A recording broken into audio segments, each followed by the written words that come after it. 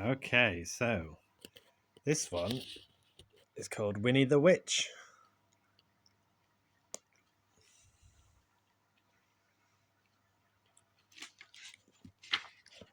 Find out.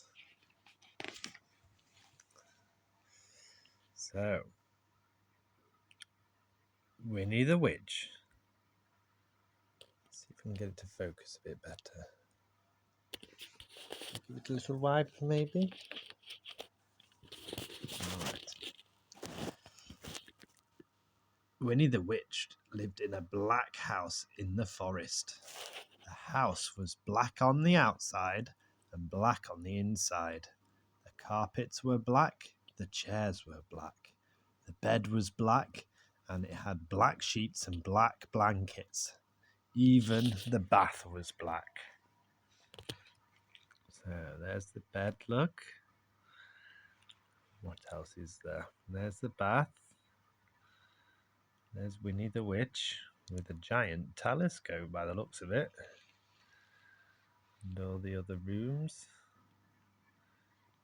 Kitchen.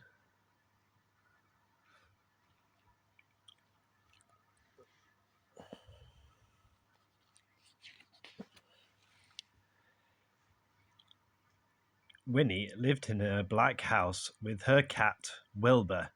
He was black too, and that is how the trouble began.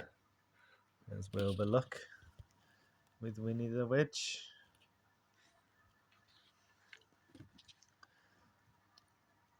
When Wilbur sat on a chair with his eyes open, Winnie could see him.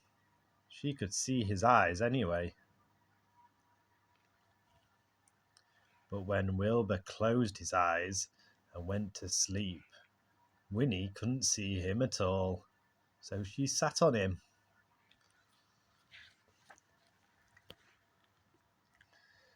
When Wilbur sat on the carpet with his eyes open, Winnie could see him. She could see his eyes anyway. But when Wilbur closed his eyes and went to sleep, Winnie couldn't see him at all, so she tripped over him.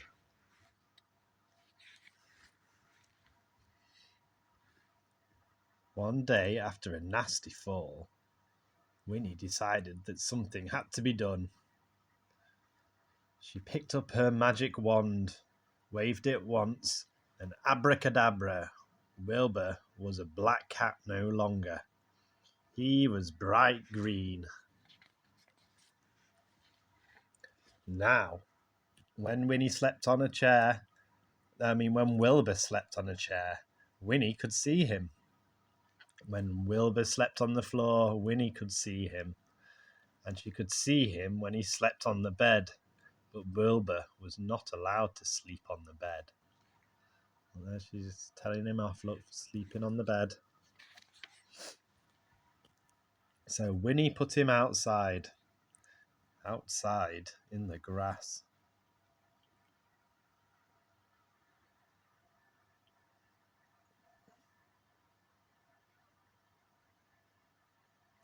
When Wilbur sat outside in the grass, Winnie couldn't see him, even when his eyes were wide open. Can you see him? Winnie came hurrying outside, tripped over Wilbur, turned 3 somersaults and fell into a rose bush. Oh dear. This time Winnie was furious. She picked up her magic wand, waved it 5 times, and abracadabra. Wilbur had a red head, a yellow body, a pink tail, blue whiskers, and purple legs, but his eyes were still green.